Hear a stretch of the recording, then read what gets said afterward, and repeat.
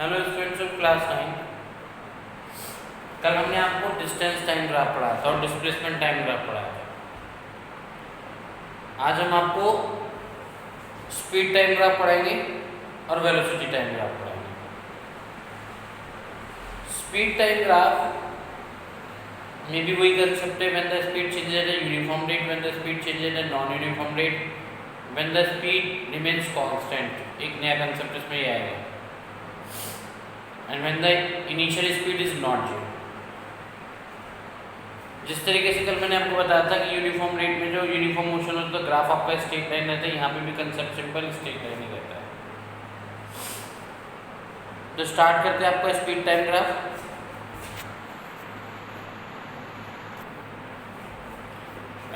आपको जो नोट्स दिए हुए हैं उसमें नोट्स में पेज नंबर 10 पे लिखा है स्पीड टाइम ग्राफ। तो सबसे पहले speed time graph, speed time graph.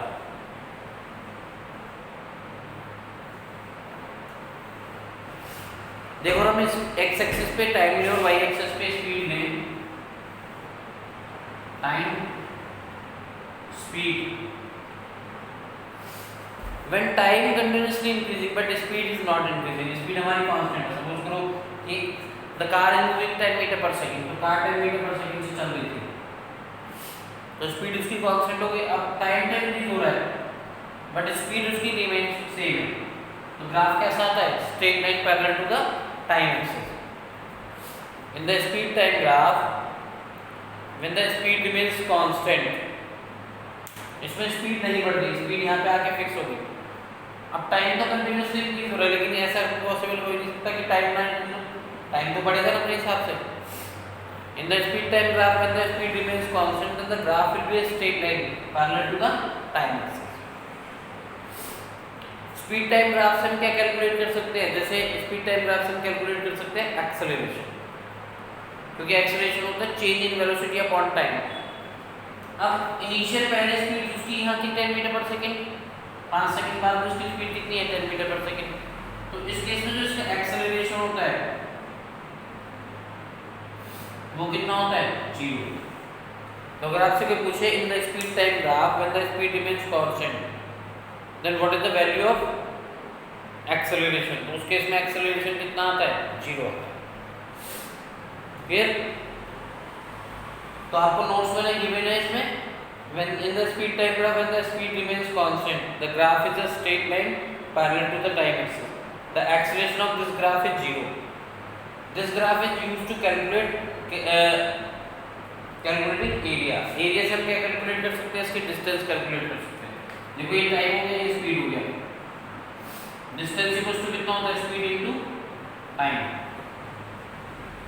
Speed into time.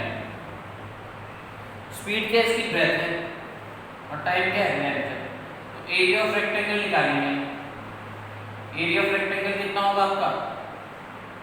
Length into breadth. तो जो एरिया कैलकुलेटर क्या आएगा? वो एरिया क्या रिप्रेजेंट करेगा? डिस्टेंस रिप्रेजेंट करेगा, लेंथ इनटू ब्रेथ। तो अब इस ग्राफ से 3 क्वेश्चन बनते हैं आपके। In the speed time graph when the speed remains constant then what type of graph is obtained. तो आंसर आएगा the graph is a straight line parallel to the time axis. The graph is a straight line parallel to the time axis. Next question आएगा in the speed time graph what is the value of acceleration. तो उसमें acceleration कितना होगा? 0। Third question बैठता है इसमें in the speed time graph how can you calculate distance. We can calculate distance by calculating area, या by calculating area which quantity you can calculate, we can calculate distance. By calculating area we can calculate distance. Clear है यहाँ तक? कोई confusion किसी को? तो first type का graph समझ में आ गया। Speed time graph in the speed time graph when the speed changes at a uniform rate, when the speed remains constant, sorry, the graph is a straight line parallel to the time axis. In the speed time graph, when the speed remains constant, then the acceleration will be 0. In the speed time graph, when the Speed remains constant, then we can calculate distance. How can we calculate distance? By calculating area. Area कैसे मिलेगा? Length into breadth. कोई confusion यहाँ तक? Next graph है in the speed time graph and the speed changes at a uniform rate. ये आपका speed आ गया, ये time आ गया. अगर speed time graph में speed uniform rate से change हो रहा है इस तरीके से, तो ग्राफ कैसा आता है आपका? स्ट्रेट लाइन आता है. In the speed time graph when the speed remains changes at a uniform rate then the graph will be a straight line and that graph is used to calculate acceleration. ये चीज acceleration को represent करती है. And how can we calculate acceleration? By calculating slope. Slope equal to कितना होता है? Perpendicular upon base. तो जो हमें स्लोप कैलकुलेट करके देती है वो क्या कैलकुलेट करके देती है? एक्सेलरेशन कैलकुलेट करके देती है. कैसे? Perpendicular upon base. सेकंड हम इसमें वो भी कैलकुलेट कर सकते हैं एरिया. तो एरिया में क्या कैलकुलेट करके देगा? डिस्टेंस कैलकुलेट करेगा. How can we distance calculate distance? By calculating area. इसके एरिया कैसे निकलेगा? डिस्टेंस निकलेगा एरिया से. That is half base into height. Base into clear. तो इस कंसेप्ट में भी आपके 3 क्वेश्चन बनते हैं. In the speed time graph when the speed changes at a uniform rate then what type of graph is obtained? तो answer आता है स्ट्रेट लाइन. सेकंड है in the speed time graph when the speed changes at a uniform rate then what quantity you can calculate? We can calculate acceleration and distance. How can we calculate acceleration? By calculating slope. Slope equals to perpendicular upon base. Next concept है इसमें how can we calculate distance? We can calculate distance by calculating area, half base into height. तो ये 2 concept clear हो गया आपको. Next इसमें concept है page number 11 पे when the initial speed of the body is not zero. अगर initial speed body की 0 नहीं है तो यहाँ से तो स्टार्ट होगा नहीं ग्राफ यहाँ से स्टार्ट होगा, कुछ इस तरीके से जाएगा. तो क्या बनेगा? ट्रेपेजियम बनेगा. आएगी एक स्ट्रेट लाइन जो ओरिजिन से पास की होगी, तो इसमें ट्रेपेजियम बनेगा. तो इससे क्या कैलकुलेट क्या कर सकते हैं? एक्सेलरेशन कैलकुलेट कर सकते हैं बाय कैलकुलेटिंग स्लोप से. ये स्लोप है इसमें, ये परपेंडिकुलर होगा और ये क्या होगा? बेस. ये तो परपेंडिकुलर हो गया, ये बेस हो गया और ये आपकी स्लोप आ गया. तो इसमें जो स्लोप कैलकुलेट करके देती है वो क्या कैलकुलेट करके देती है? Perpendicular upon base. तो स्लोप से क्या कैलकुलेट होता है? एक्सेलरेशन कैलकुलेट होता है. और डिस्टेंस किससे कैलकुलेट होती है? एरिया से. एरिया किसका? ट्रेपेजियम का. ओ ए बी सी. ये ट्रेपेजियम बन गया हमारा. एरिया ये नाम दे देते हैं जिसमें गिवन है ओ ए सी बी. ओ ए सी रखिए.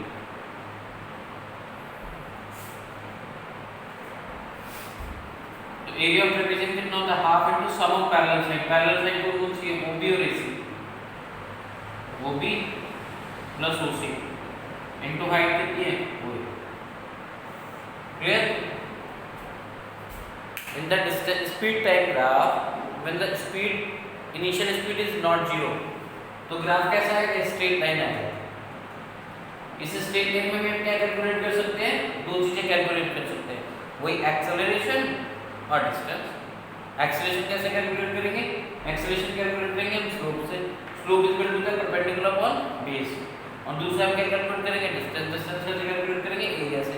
एरिया होता है हाफ ट्रेपेजियम का area, half into sum of parallel side OB plus AC into height कितनी आएगी? क्लियर. तो स्पीड टाइम ग्राफ में मैंने आपको 3 टाइप बताया.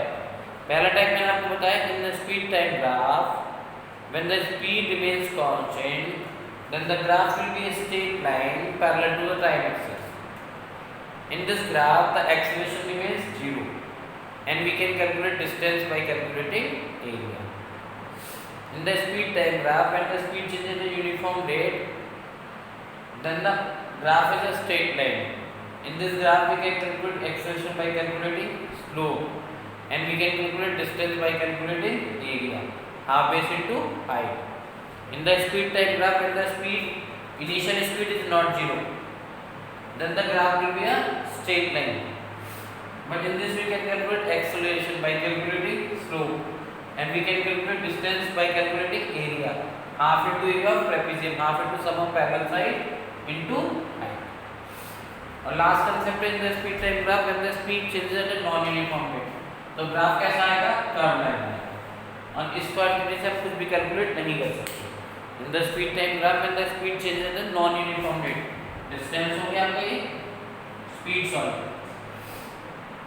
और ये टाइम हो गया स्पीड और टाइम। तो ग्राफ कैसा आता है, कर्व लाइन आता है। क्लियर? तो ये आपकी ग्राफ फिनिश हो गई। अभी एक बार और रिवाइज करवा देता हूँ, उसके 4-5 क्वेश्चन है, वो बताता हूँ अभी कहाँ पे। In the speed time graph, when the speed remains constant, then the graph will be a straight line parallel to the time axis.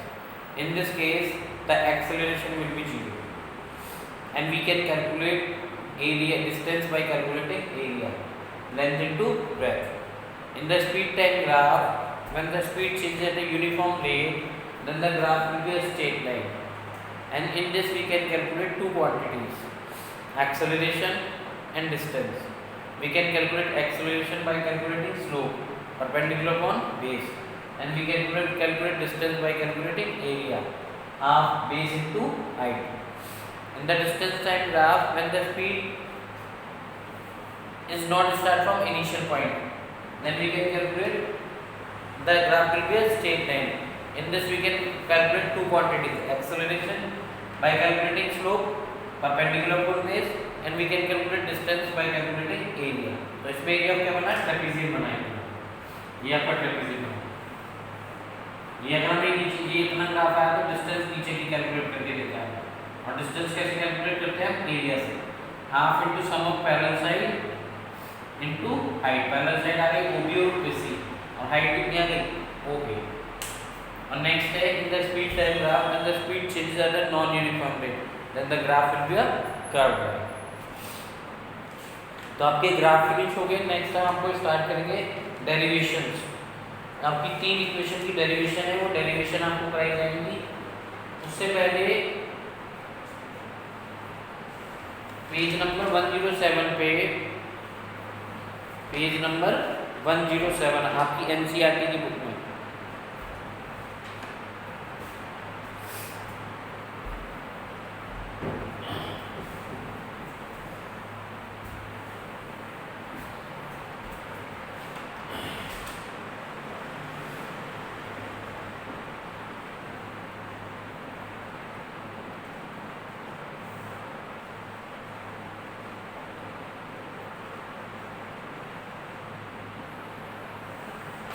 आपकी एनसीईआरटी बुक में पेज नंबर 107 निकालो,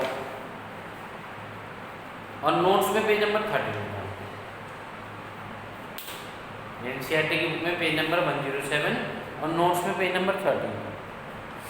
देखो पहला क्वेश्चन होगा, what is the nature of the distance time graph for uniform और non uniform motion of the object. कल पढ़ाया था ना मैंने आपको, यूनिफॉर्म मोशन के लिए जो ग्राफ होता है उसकी जो कैसी होती है, स्ट्रेट लाइन होती है, और नॉन यूनिफॉर्म मोशन के लिए कैसे होती है, कर्व लाइन होती है। याद है, यूनिफॉर्म मोशन के लिए कैसा आता है ग्राफ, इस तरीके से आता है, और नॉन यूनिफॉर्म मोशन के लिए ग्राफ कैसा आता है, इस तरीके से आता है कर्व। देखो आंसर में भी लिखा होगा, nature of the distance time graph for uniform motion is a straight line and for non uniform motion is a curve line. तो पहला क्वेश्चन समझ में आ गया पेज नंबर 107 पे।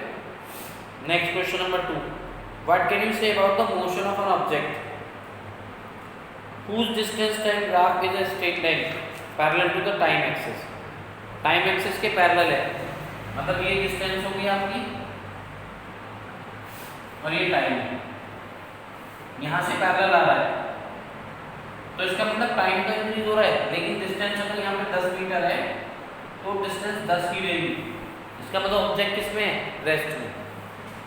अगर डिस्टेंस टाइम ग्राफ में आपका graph parallel to time axis आता है तो इसका मतलब ऑब्जेक्ट किसमें होता है, रेस्ट में होता है। ठीक है, क्योंकि ऑब्जेक्ट की ये चीज बढ़ रही है, मतलब टाइम बढ़ रहा है लेकिन डिस्टेंस वही का वही है।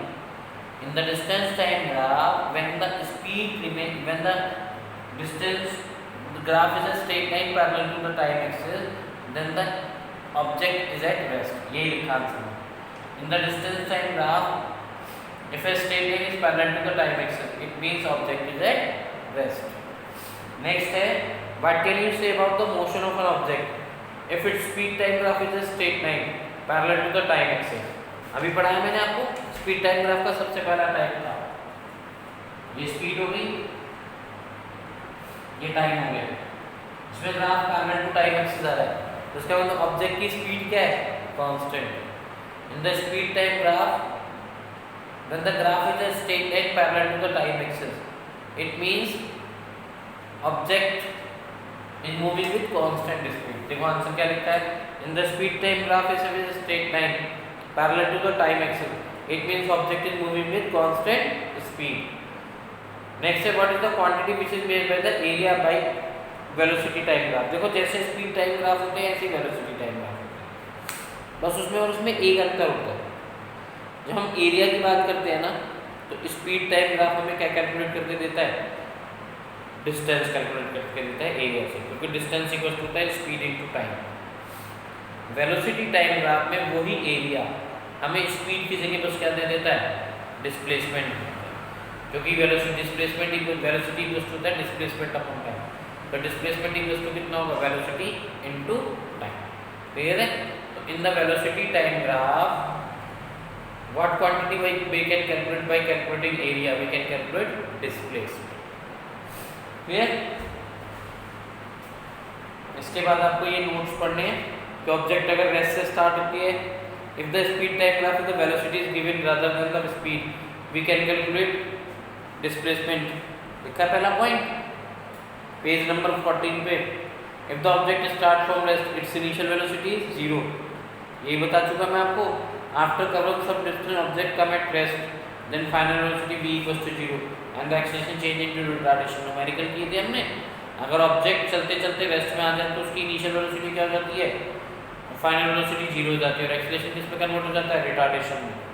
If the object fall from the top, अगर ऑब्जेक्ट ऊपर से गिरता है ऐसे, तो उसकी इनिशियल वेलोसिटी कितनी लेते हैं, 0।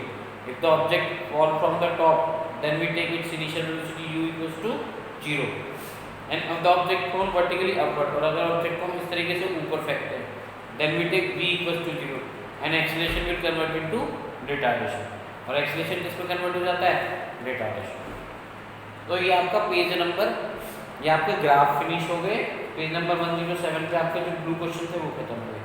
आपको ये याद करने हैं और लिखने हैं। कोई भी क्वेरी तो व्हाट्सएप पे सेंड करें। Thank you.